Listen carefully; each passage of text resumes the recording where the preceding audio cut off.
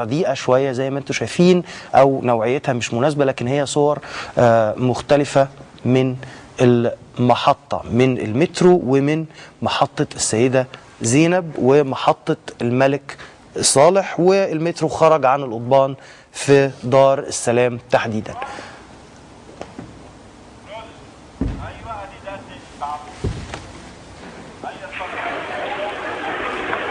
ده عدد من الركاب اللي بدأ يخرجوا من المترو، من عربيات المترو. طبعا يعني زي ما انتم شايفين بدأوا بشكل بسيط، قليلين شوية،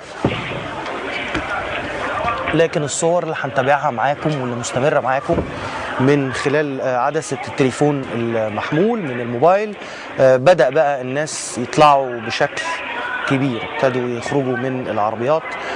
طبعا من الواضح انه ما كانش في حد عارف بالظبط ايه اللي بيحصل، عارفين انه المترو عطل وان هم لازم يخرجوا، لازم ينجوا بنفسهم، مش عارفين ايه اللي بيحصل بالظبط.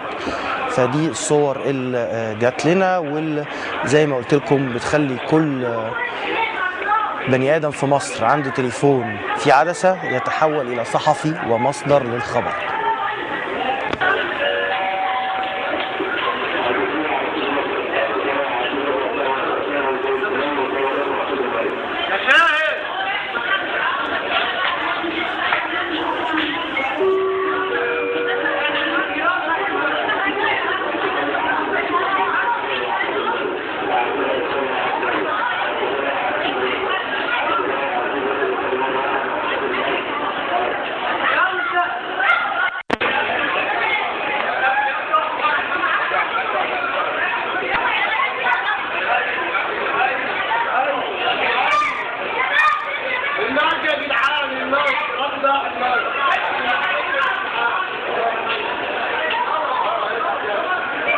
والصور اللي انتم شايفينها من محطة المترو،